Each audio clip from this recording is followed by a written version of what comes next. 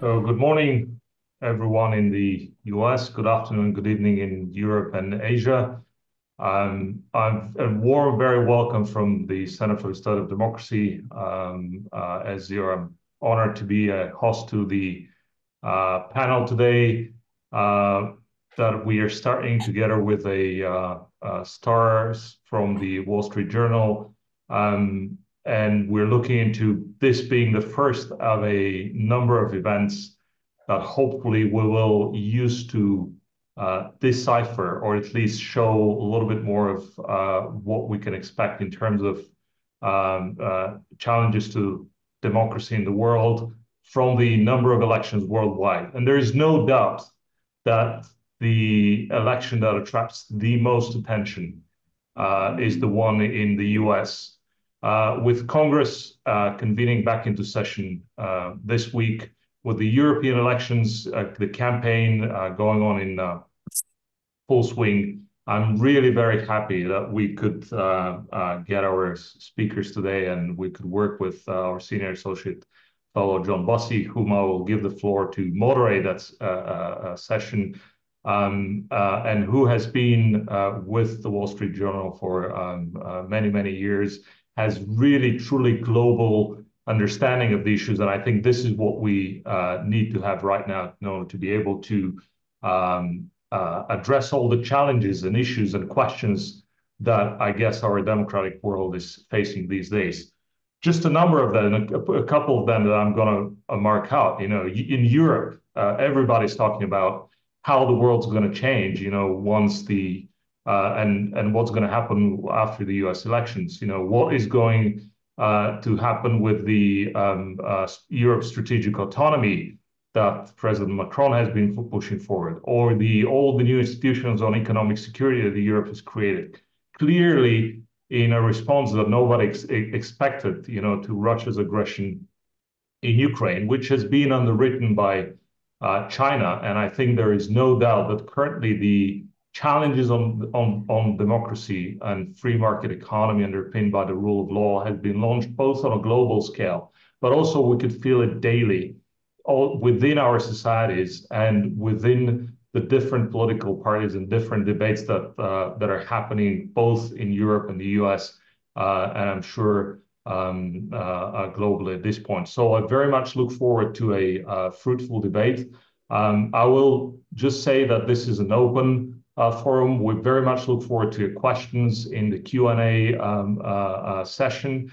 And also, please bear in mind that this is live on YouTube, so this is all on record. And I very much look forward to John presenting our panelists. Just to say that John and his team have won a number of Pulitzer prizes, and that also he's our moderator today, is also a member of the Council on Foreign Relations. I think what you will hear today is some of the greatest insights that are available right now. Just to mention that we started our discussion way back in 2017 when Gerald Zeip, who we'll have today with us on the panel, wrote that the Kremlin playbook that CSS and CSD wrote then displayed the whole breadth of the issues that we're currently facing, of this state capture power that Russia and China wield, and that we're actually facing now. And we're very much looking forward to how these different elections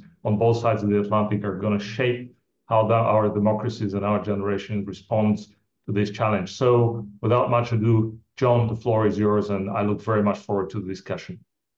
Ruslan, thank you very much for that introduction. Thanks also to the Center for the Study of Democracy for hosting this event, and thanks to the attendees for joining us. We're very interested in your questions, what you have to say. You can use the chat function to send us your questions.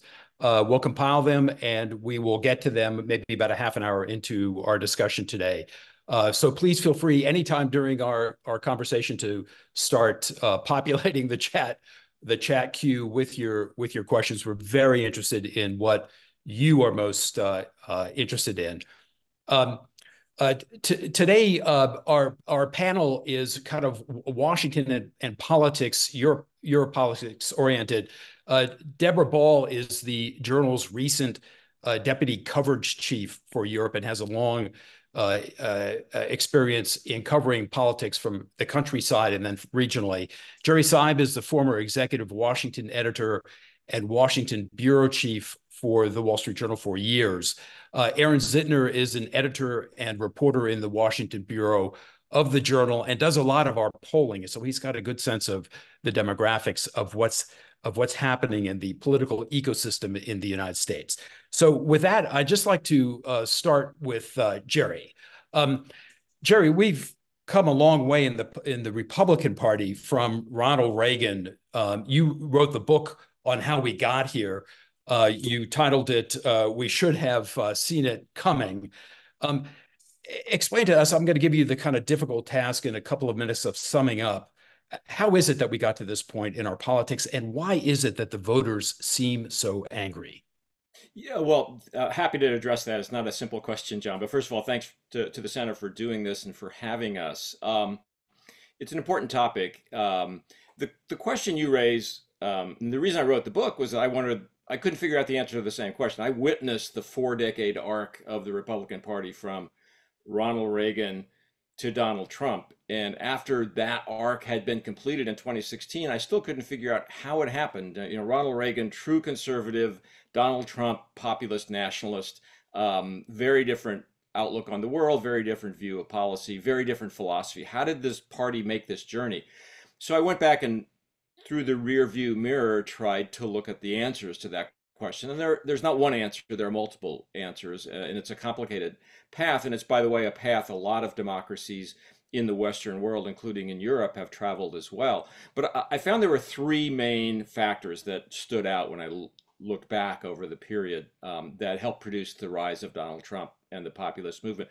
The first one was economic globalization, the rise of economic globalization, and in particular, China's entry into the World Trade Organization.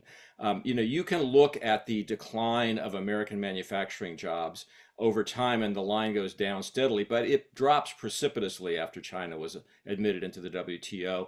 And elites all thought this was a good thing because it produced a globalized economy. I think at the ground level, a lot of people thought their livelihood was being sacrificed on the altar of economic globalization to benefit people in the financial world, and they didn't like it. So that was the first one.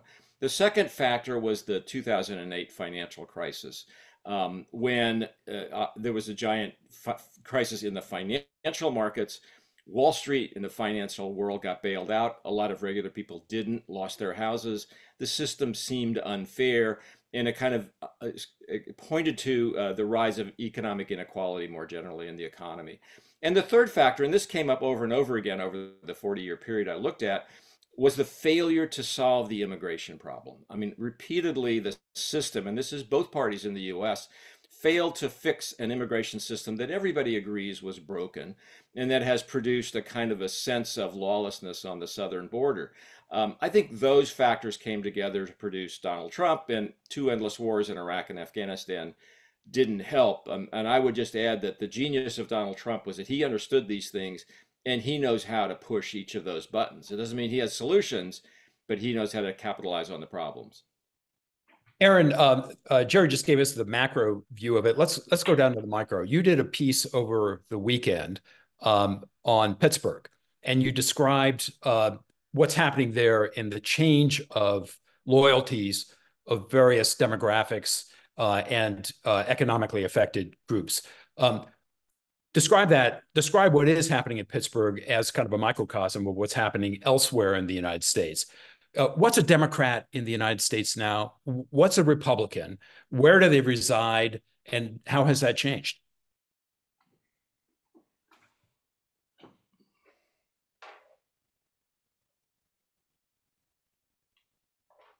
Can we hear Aaron? No, Aaron's muted, I think. Aaron, I think you're muted. Hey, sorry about that. There we go. Okay, now you're with us. Thanks. The forces that Jerry described have really changed the two political parties. We used to speak in this country of a lunch pail Democrat kind of coming out of the FDR New Deal. And we used to speak in this country of a country club Republican, a banker or professional class person who belonged to a country club. And there's been a class inversion. The two parties have kind of traded places. The Democratic Party is now more than before a coalition of professional class Americans, plus minorities, plus young people. And we can talk about how that coalition is fraying, but it's a kind of metropolitan, college-educated group, largely, cities, inner suburbs, and increasingly in the exurbs. The Republican Party has really taken the working class Americans. It used to be working class white Americans that started moving to the Republican Party under Ronald Reagan, but now looks to be a kind of multiracial working class party. And, something in the order of 60, 70% of Republicans now are people without a college degree. And similarly, the Democratic Party is a college-educated party. And there are more people in this country still who don't have a college degree than do. And that in some ways has animated the strength of the Republican Party lately. There's one or two overlying things, though, that I'll throw in, John, and that is across all groups in this country, there's a bit of a mystery. The American economy, by traditional measures right now, is strong. Our labor market, by many measures, is the best it's been in 4 decades. We've had something like 25 months, I might have lost count at this point, of unemployment below 4%. Inflation, was at 9% during COVID. It's just above 3% now. The stock market is hitting record highs, and people are acting optimistic in this country. Consumer spending is strong, and yet there's this overhang of discontent. People tell us that they think the country is in the wrong direction, that the economy is in the wrong direction, that inflation is in the wrong direction, even though the metrics show that not to be the case. And the word malaise is coming back again. And that's hanging, one of our pollsters put it, like a wet blanket over everything we see. And you add to that we have 2 candidates this year who are largely unpopular. And there's kind of a depressive attitude through the country right now. Take 1 minute and tell us what you found in Pittsburgh. Well, Pittsburgh is, I picked Pittsburgh because I think that's where this class inversion can be seen very clearly. Pittsburgh and the surrounding counties, because of the geography, I don't know if you know Pittsburgh, but the stadium there was called Three River Stadium. 2 rivers come together and form a third river, the Ohio, that goes out to the west and the south and is a transportation gateway to the rest of the country. And because of these river valleys, you had steel mills, coal barges, plants that turned coal into coke. It was a big industrial area. U.S. Steel, which is in the news, it's the very icon of the American industrial might, now being bought probably by a Japanese country in what some people think is kind of a cultural indignity. This was a place that was unified in steel, coal, manufacturing, and democratic politics, union power and democratic politics. And then we had deindustrialization, which is one of the forces that Jerry talked about. It was a part of Pittsburgh saw this kind of widespread decline in our manufacturing base. After that, though, the city of Pittsburgh and the surrounding areas, their economies diverged. The city went upscale, eds and meds, education, medical center, robotics, machine learning. The language app Duolingo is there, the first billion-dollar startup. And college-educated people came in, and the city became very democratic and very progressive. The surrounding areas kind of deindustrialized, lost population, but they became more of the energy economy. Fracking came in to draw natural gas out of the sedimentary rock, and a lot of blue-collar communities that had no hope after the decline of steel got a bit of a new coat of paint and high, 6-figure jobs working in energy. And they became more Republican. The Democratic Party is the upscale party. The Republican Party defends fossil fuels, old-style energy extraction. Inversion. Parties It's an inversion of what used to what we used to consider Democrat and Republican. Deborah, how much is the political scene in the United States, which you're now seeing a much more active far right in the U.S., much more influential far right in the U.S., how much of that is emboldening far right movements in Europe, or are they happening in Europe independently? I mean, they're you know, happening Slovakia, independently. yeah, I think, I Netherlands, mean, Portugal. yeah, the Netherlands. I think, you know, the immigration problem was the thing that really shot that off with 2015, 2016, with that massive wave that we had in Europe that very, very quickly morphed into very strident anti-immigration policies really across the board. There's no party that would advocate for anything resembling open immigration. But there have been other factors similar to the US in Europe. The European countries have tended to cushion their sunset industries much more robustly with subsidies, labor protection, and whatnot. So some of the impact of China has been a little bit muffled, but that is certainly coming through. For instance, you see in Eastern Germany, which is where the AfD is quite strong. That's a Rust Belt area that really did not find a new kind of lease for life after the reunification of Germany. You add that to a lot of immigration in Germany, an enormous amount. They had 1 million Syrians a bunch of years ago. They still have hundreds of thousands of asylum seekers each year. That has created this mix to really empower the AfD there. We see it in the Netherlands. We see it in Scandinavia very robustly as well, which again is an area of Europe where you wouldn't have expected far-right and rightist parties. The whole center has really lurched very much to the right in Europe. So how much would a Trump re-election affect this? Would it speed that momentum, or would it have any effect? No, I think I don't think it would have much effect in terms of how voters vote necessarily. I do think a Trump election, it deepens the existential questions that Europe is facing right now. So Europe had 30 years of this peace dividend that it spent very, very liberally with very, very generous welfare programs, early retirement, again, subsidizing these sunset industries. That obviously came to a screeching halt in February 2022. Europe is now facing a number of very hard choices that it had swept under the rug for a long time. It is completely demilitarized. The region, they have relied almost entirely on a US security umbrella. Now they're faced with some unpalatable choices between guns and butter.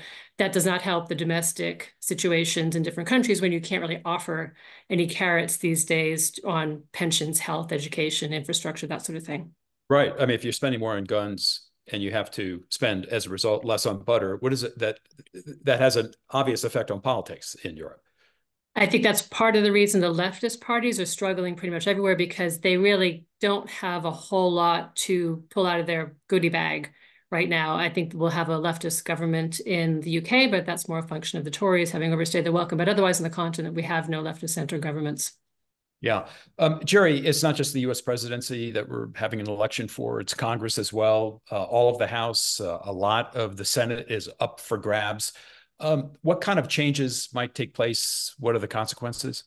Well, this is a very odd situation that we're looking at here, in the sense that all the three power centers in the American political system could change partisan hands this year. That's very rare. It's not how it normally works. The White House could easily go from Democrat Joe Biden to Republican Donald Trump. I'm not predicting that, but that could happen. The Senate could switch from Democratic control to Republican control. And the House could go from Republican control to Democratic control. This is very unusual because normally there's a kind of a movement, a wave in American politics that pushes everybody, all the institutions, in one direction or the other. But this is a kind of a sign, I think, of the instability of the system right now, which is to say it's a very closely divided country between the two parties. And there are a lot of disgruntled voters who straddle the two parties, who can tip the balance because it doesn't take much to tip the balance. And so there's a very good chance Democrats lose control of the Senate, for example, because they have a lot of vulnerable senators in Republican states who are fighting to win re-election. The odds of them all succeeding are not very good. On the other hand, you have a Republican-controlled House that has functioned very poorly by everybody's admission. Even the Republicans who run it acknowledge it's functioning badly. And there's presumably a price to be paid for that dysfunction as well. So I don't know what kind of a system that produces, and nobody else does either, because as I said, normally there's a wave, at least a moderate wave in one direction or the other in a presidential year.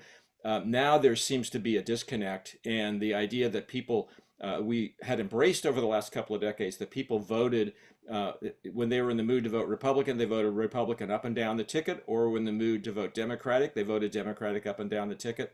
That seems to have been broken now, and it produces a lot of uncertainty and may produce chaos, actually. The Republican Congress, Deborah, is holding up aid to Ukraine. Trump at times has talked about pulling out of NATO. This is putting a lot of pressure on politics in Europe, I would imagine. They're thinking, as you said, we don't have the security umbrella of the United States, any longer. So what do we do? Pulling back the lens a bit, Ruslan earlier mentioned the EU strategic autonomy moves. Are we seeing a Europe that's likely to pull away from the United States, or is that alliance so firm that it can get over these speed bumps? And what might the consequences of a U.S. election be in that regard? Well, interestingly, a colleague of mine who covers NATO put it, NATO is a bit like the US dollar. The faith in it is only as good as, as one has in it. And once that has been called into question, it's very difficult to restore that sort of faith in NATO. So the sort of bedrock of American foreign policy, once it's called into question, as it has been by Trump, our allies will think, okay, is the value of Article 5 and the security guarantee, is it only as good as the occupant in the White House? That sets you off in all sorts of thinking about, okay, how are we going to take care of ourselves? The Americans have given cover for the Europeans to never really have to resolve their internal differences either as to who's going to defend whom, what kind of nuclear umbrella. I mean, will the French and British nuclear umbrella extend to the rest of Europe? Germany obviously is fiercely anti-nuclear, so that opens up a whole lot of questions. As I mentioned, their arms industries need to be rebuilt almost entirely from scratch.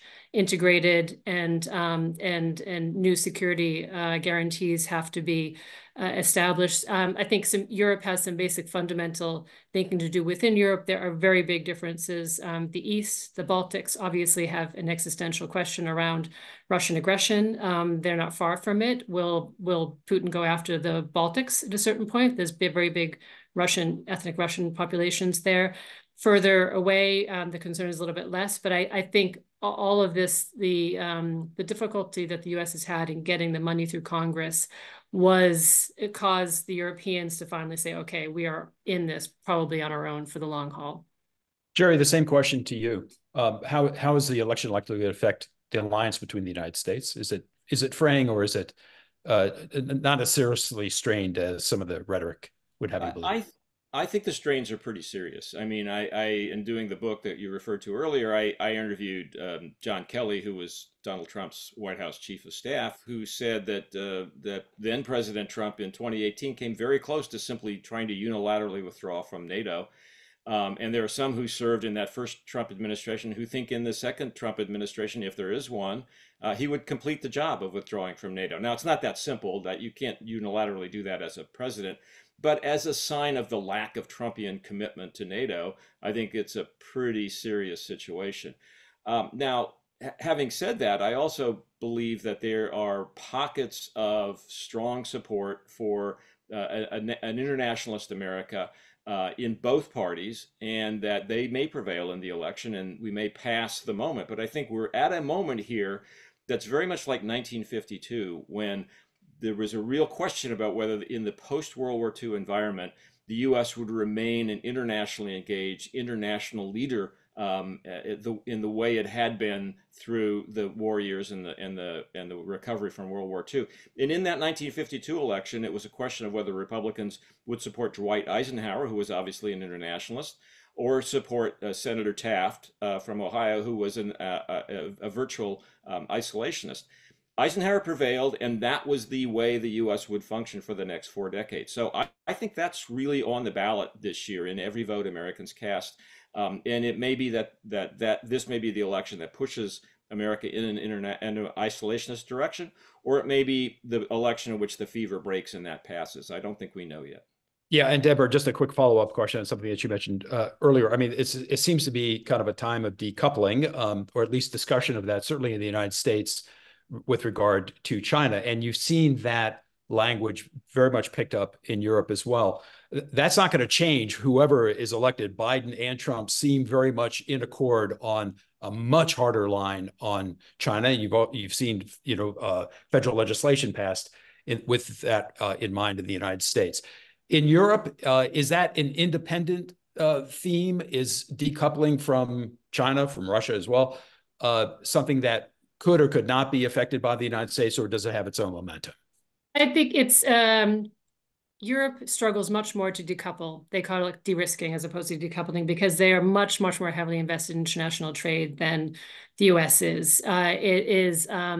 It's a bedrock principle of the EU is free trade. So it's much, much harder. European companies are very heavily invested in China. Germany, China is by far its largest trading partner, much larger than the US. So I think the questions around China are much more painful in a lot of ways in Europe than they are with the US. They're struggling to take the similar actions at the US, tariffs and whatnot. I suspect that they will get there as well because, as I mentioned, their sunset industries are under enormous pressure at this point as well. John, can I just throw in very quickly here? I just want to underscore one thing you said, which is worth putting an exclamation point beside, which is that this question of confronting China and perhaps decoupling is very much a bipartisan issue here. Unlike the question about how much will we support NATO, how much aid will we give Ukraine, on which there's a lot of division, there's almost no division in the US political system on confronting China. I thought that the Biden administration would back away, for example, from some of the Trump tariffs on China. It has not. And so I think confronting China has become a bipartisan consensus item in the American system and probably will remain that way. And I think that's a very significant shift. Every president since Barack Obama has said, and they've done this with varying degrees of success, it's time to shift away from Europe and the Middle East toward Asia. It hasn't really happened. The world doesn't allow that, but that's the sentiment in both parties. Aaron, Trump meets with Nick Fuentes, a known white supremacist, pretty odious language that he uses. Trump praises Viktor Orban. He compliments Putin. He gets convicted for business fraud, financial fraud, sex abuse. He uses violent language. Does any of that matter to the American voter? Well, there's always been a push and pull with Trump. He does outrageous things that fortify the allegiance of his supporters to him and at the same time alienate other voters. And that's been actually part of this inversion. We talk a lot about suburban voters who used to be Republican, and Trump has kind of pushed them away from the party as he's done some of these more outrageous things. One of the central elements so far and mysteries of the election, I would say, is why the riot at the Capitol on January 6th isn't a bigger part of this campaign. You don't hear many voters talk about that as an element of their vote, and I think that speaks to your question. The things that Trump does to fortify his group identity, using really outlandish language to vilify immigrants, to amplify, calling Biden crooked, using language reminiscent of Adolf Hitler, frankly, calling immigrants vermin. These things seem to fortify the group allegiance of his supporters without, so far, we're not seeing having a very big effect among independent voters or those who are undecided in the middle.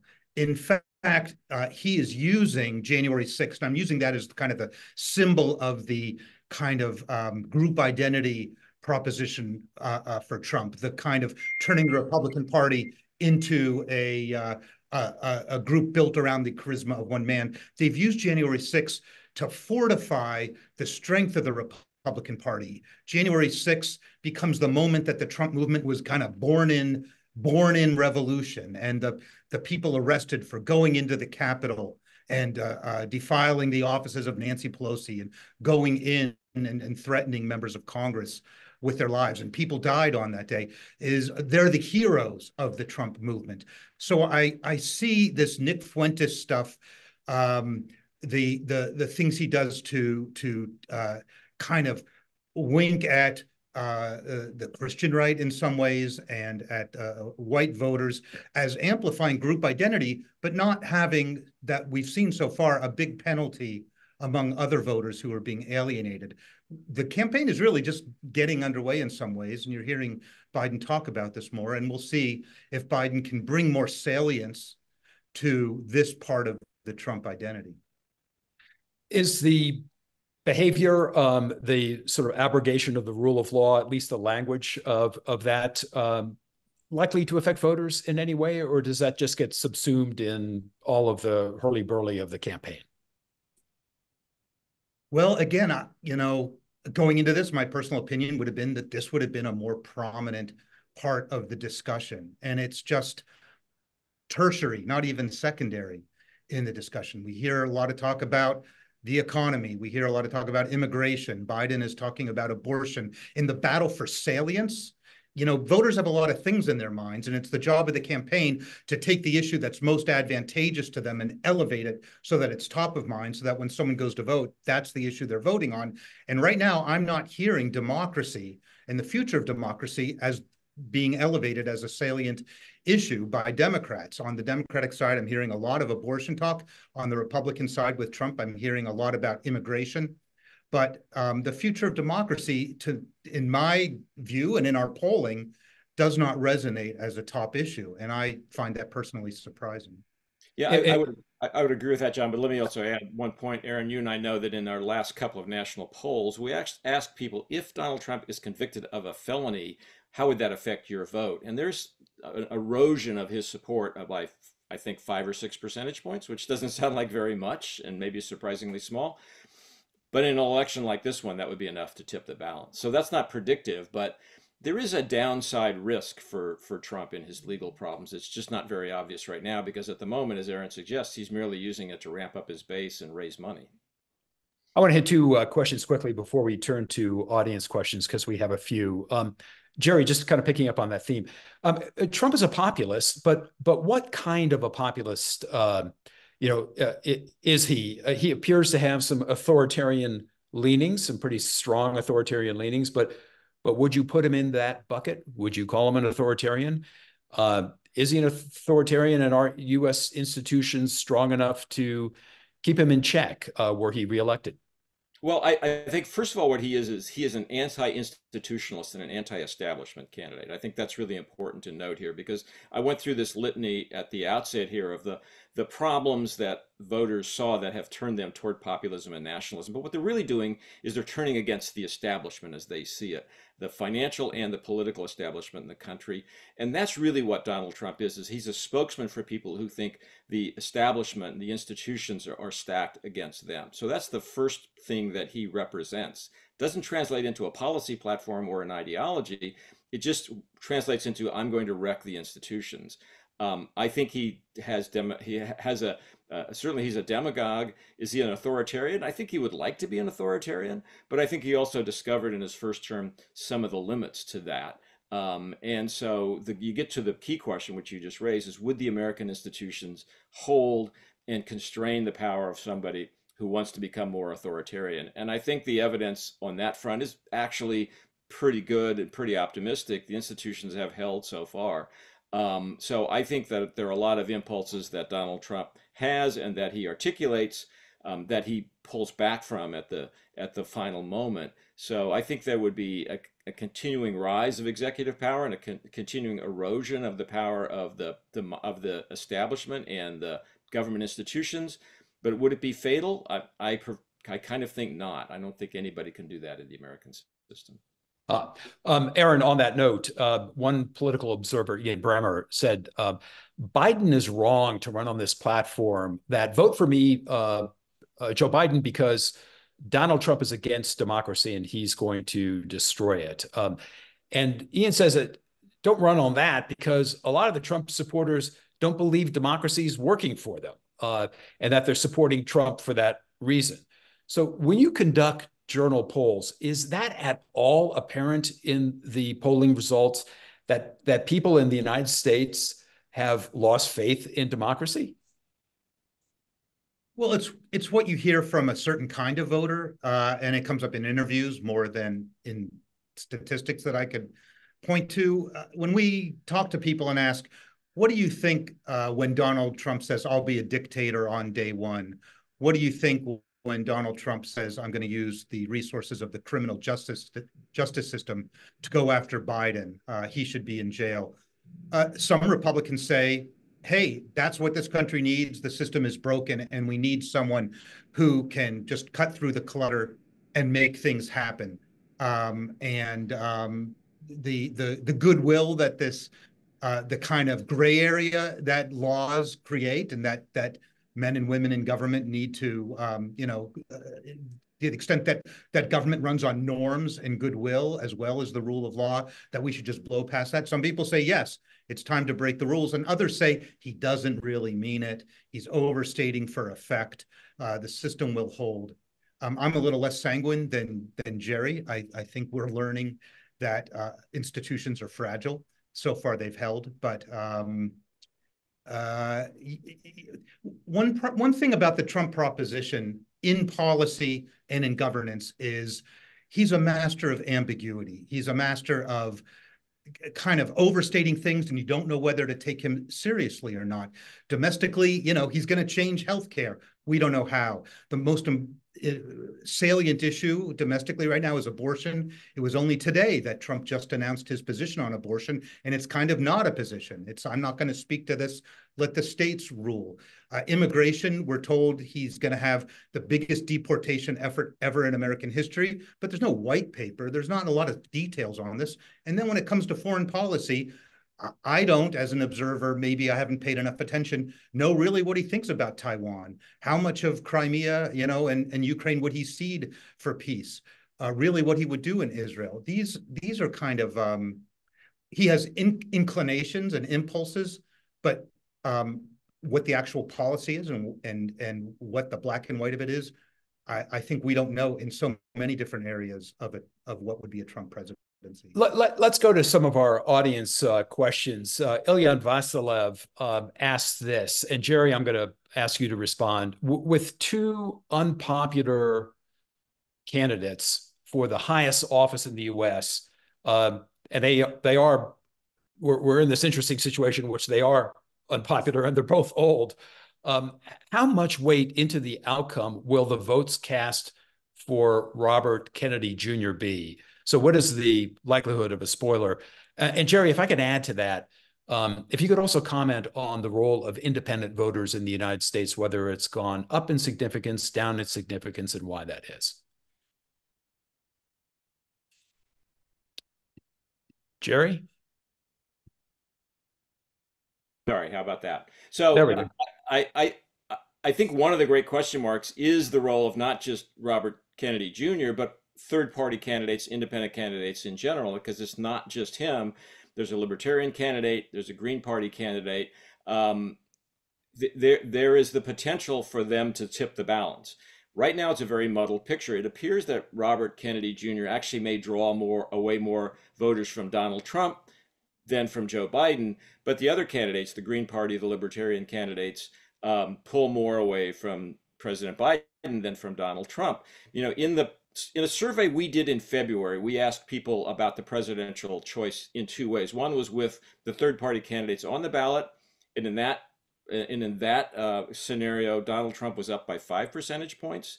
And if you eliminate those third-party and independent candidates, including Robert Kennedy, then the Trump lead was shrunk to 2 points. That suggests that there's more risk for Joe Biden losing votes to independent and third-party candidates than there is for Donald Trump. Whether it remains that way or not, I don't know, but this is the great nightmare scenario for some Democrats. Independent voters, they continue to hold the balance. They're a much smaller part of the electorate than they probably used to be. People have divided. They're either red Republicans or blue Democrats. But there really are true independents still moving around in the middle of the electorate. and they seem very unsettled right now. This is one of the reasons that the Biden campaign looks at the kind of polling numbers that we are producing and still has optimism, because they think there are a lot of voters who are very unsettled in this scenario. They don't like either candidate. They're truly independent, and they're truly undecided at this point. And there clearly still enough there to tip the balance one way or the other. And John, to make sure your yeah. audience understands how things work in the United States, we don't know which candidates are going to be on the ballot in which states. The candidates need to go state by state and meet requirements, gather signatures to get on the ballot.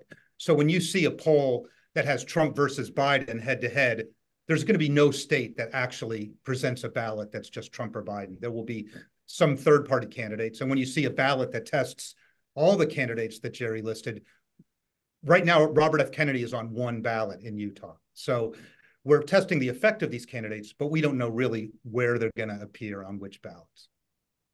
Good. Vladislav Krastev asked this question. Deb, I'm going to send it to you. Why has Trump been criticized for advocating that NATO countries should allocate 2% of their GDP to defense spending? Is it detrimental for these countries to fulfill the financial commitment initially agreed upon on joining NATO? That's the deal. You join NATO, you put 2% of your GDP into defense spending, so that we aren't in the situation that we're in right now, where collectively it's a difficult task to even arm Ukraine. Why not expect people to pay their bills, Deb? I mean, to be clear, the 2% issue was an issue that predated Trump. He has made that kind of a signature issue and something that he uses to hammer the Europeans. But presidents before him have been complaining to Europe that they weren't doing enough over time. So he's not wrong, and this has been an issue for a long time.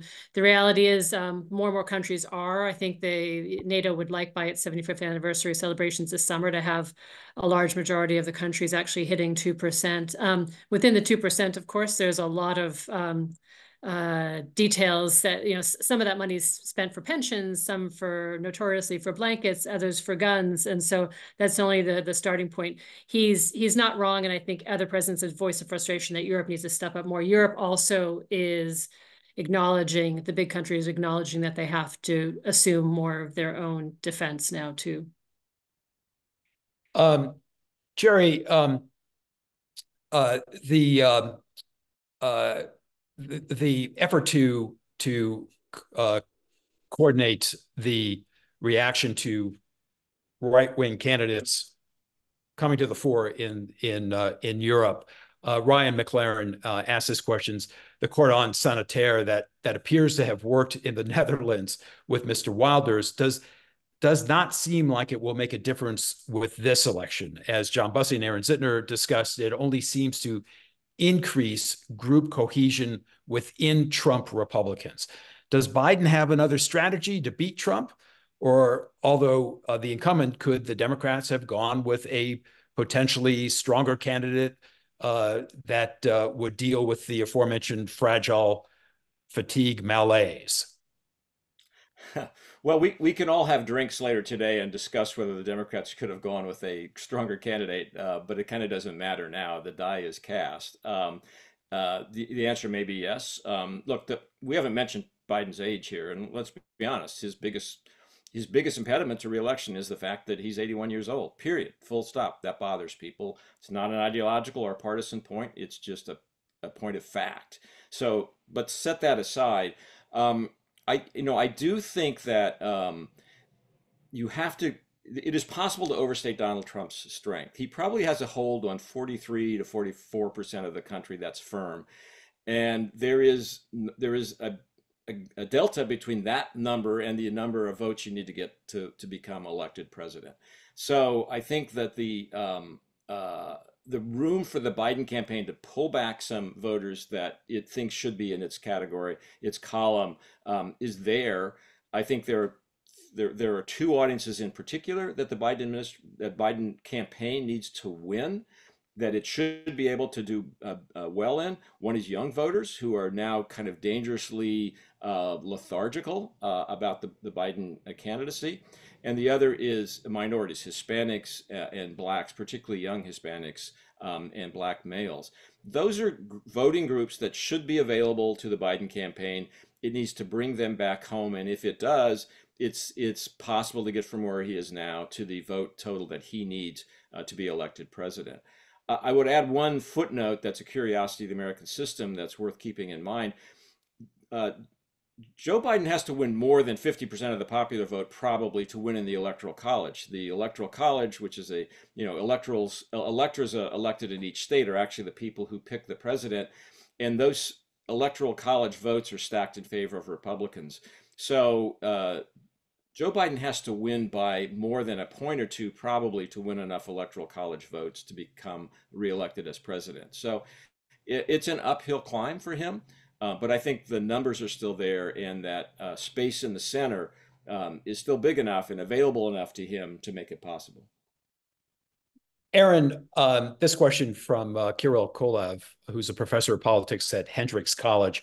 The Republican Party is increasingly more likely, this is his opinion, the Republican Party is increasingly more likely to rely on non-democratic approaches to winning, such as voter suppression and gerrymandering. Is this likely to speed up a process of democratic erosion in the United States? Well, I live in the state of Maryland, which is a Democratic-led state and one of the most gerrymandered in the country. So gerrymandering is a tool of both parties. At the same time, voters in Democratic states tend to pass ballot measures that try to push back against it. You know,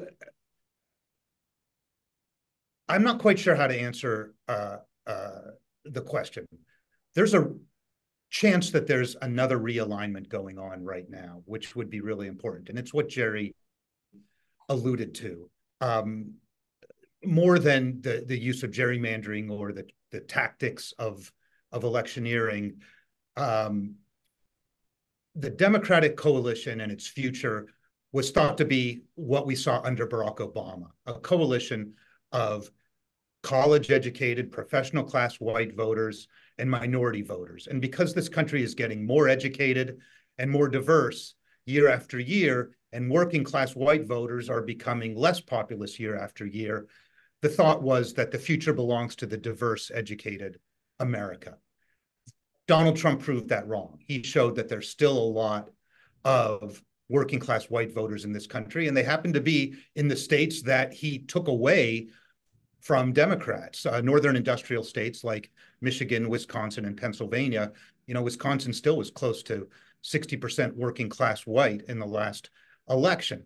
And what we're seeing now, though, is a further shift from the presumption of what these coalitions would be under Obama. And as Jerry alluded to, minority voters and young voters are really not lining up with Joe Biden the way you thought they would right now. And many of them are saying they will actually vote for Donald Trump.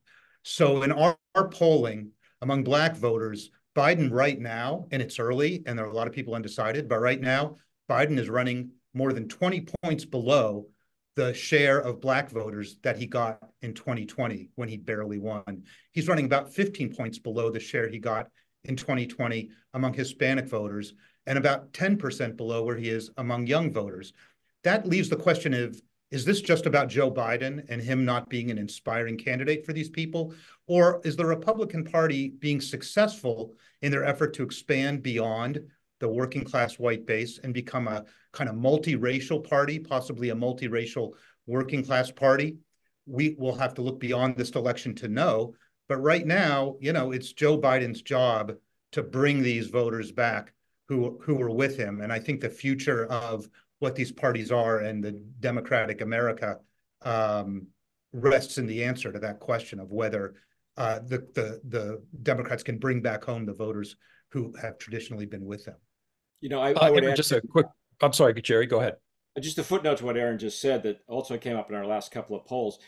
On the flip side for Biden, the one audience where he is doing better now is among older voters who had kind of moved toward Trump and now seem to be moving away from Trump.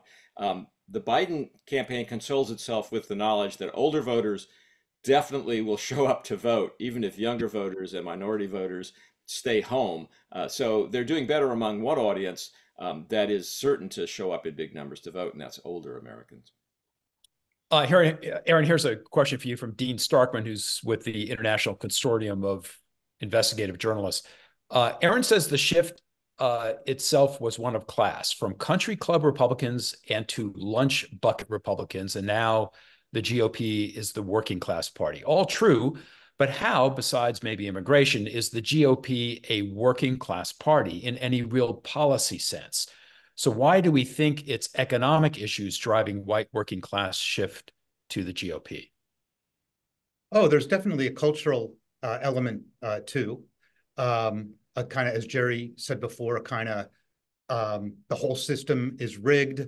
I do think it starts with China joining the WTO and NAFTA and deindustrialization in large parts of this country, and especially the industrial North. But look, Democrats are getting killed not literally, but in political sense, in rural America. In the 2018 election, they lost rural America by 30 points. In 2022, they lost by 40 points. That's a big gap to have to make up elsewhere. And you talk to rural voters, and you have economic issues, but you also have guns, a sense of civic pride, people being looked down on, a sense that there was an America that they understood and now they don't. And I don't want to overgeneralize, but the things pushing these changes are cultural as well as economic. And your audience might care to know, though, that there's a whole kind of mini industry here in Washington of think tanks and some of these new senators, Marco Rubio, Josh Hawley, to some degree, Mike Lee, who are trying to come up with a policy platform that takes these Trump impulses and makes it a new Republican agenda. And that goes to things like an industrial policy. If you go back to Mitt Romney in 2012, his theory of the case is the role of government is to allow companies to be efficient and international. And in this efficiency will lift all Americans. Now you're seeing, no, America should pick some winners and losers in industry. China is advanced shipping, advanced materials, cyber. We can't let them dominate those. We need to invest American dollars in these industries. And by the way, they're going to create jobs that are high value jobs, as well as have a national security overlay, and kind of rethinking of unions and how the tax system might help families. So there is an effort to kind of build a policy lattice work under the impulses of the Trump agenda.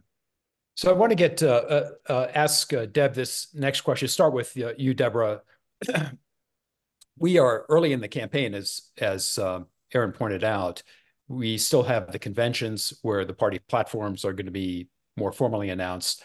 What should people in Europe be watching over the summer for indicators of what each party has decided that could impact Europe the most, that is most significant for Europeans? What policies? This is from Graham Griffith of the Center for the Study of Democracy. I think security issues are number one, because again, as I've said, it's just really uppermost in Europe's mind. I think, interestingly, the IRA and this land grab, the subsidies, the efforts, as Aaron was mentioned, to try to pin down and attract chips, the high-tech renewables technology, all that to the US has been extremely successful in the sense that it has certainly pulled a lot of investment away from Europe and to the US. So a lot of European policymakers are concerned with trying to respond to that while at the same time defending themselves against China. So I think the degree to which the US continues to really have this gravitational pull on investment that we've seen post-COVID is a major issue for the Europeans as well. Jerry, same question to you. What should Europeans be looking for from the party platforms that could have potentially the greatest impact on Europe? Well, I actually think the attitude toward Ukraine and Putin is it's both the most important single issue, I think, and the one that potentially separates the two parties, and also kind of the canary in the coal mine, the one that will tell you how internationalist versus how isolationist the two parties have become. And I don't think you're necessarily going to get 100% clarity. I think Trump has a certain interest in muddying up the question and not declaring himself very, very precisely. But I think that is the question that not only matters the most, but that's the best indicator of where the two parties are headed. Okay. Jerry, I wanted to make sure that we got to just a couple of last questions. Most notably, all right, so we are here. We find ourselves in this particular political moment.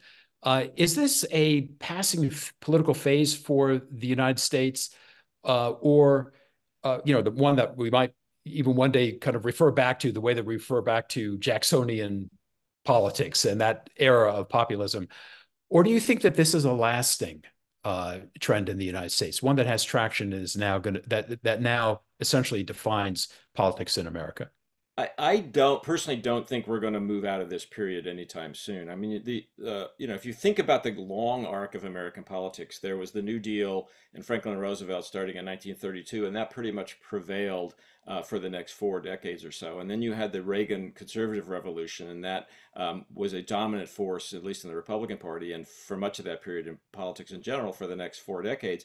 We're now, as Aaron suggested, we're in a new phase. And I think the one thing that has happened here is what Aaron referred to earlier, which is the change in the character of the two parties. That's not going to go away. Barack Obama changed the Democratic Party, and Donald Trump changed the Republican Party. And those two big changes are here for a while, but they're still playing out. They're still sorting out. So I think we're at the beginning of a new phase in American politics, not in a transitional or a temporary phase. I think we're at the beginning of a new phase of American politics. And I think we're going to be here for a while.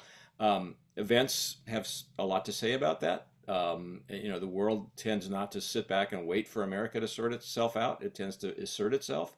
But I think in terms of the alignment of forces in the American political system, we are in a phase now that is fundamentally different, and that I think will be different for a while. We have just about 30 seconds left. Let me start with Aaron and then go to Jerry with this question. Donald Trump is older.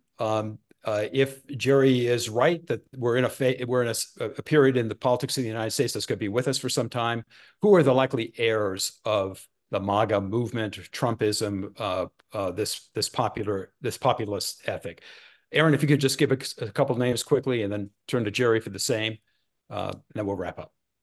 Oh, I would point to a number of senators, Marco Rubio, as I mentioned, and Josh Hawley, the senator out of Missouri, J.D. Vance out of Ohio. But the question becomes, is Trump sui generis? Is there anyone like him? And could a paler version of Trump, someone who's a little more sedate, generate the kind of energy that Trump has to fortify and create the kind of group unity around his people? The policies, I think the impulses of the parties are going to remain the same, but will there be another personality like Donald Trump who can execute the way he has as a politician? That certainly remains to be seen, and we didn't see it in the Republican primaries. Jerry, some heirs to Donald Trump? Well, I agree with Aaron. I would point to Marco Rubio, who is a potential vice presidential candidate for Donald Trump, by the way. And I think in general, I think Republicans are likely to try to pick a more palatable, less volatile, less extreme version of Donald Trump to pick up the banner and carry it forward. And that does suggest somebody like J.D. Vance, a new senator from Ohio, younger, obviously, or Marco Rubio from Florida. We'll have to leave it there. Thanks very much to the audience for your excellent questions and for attending today. Thanks, Ruslan Stefanov and the Center for the Study of Democracy for hosting this event. And thanks very much to my colleagues, Jerry Seib, Aaron Zitner, and Deborah Ball. That concludes our session.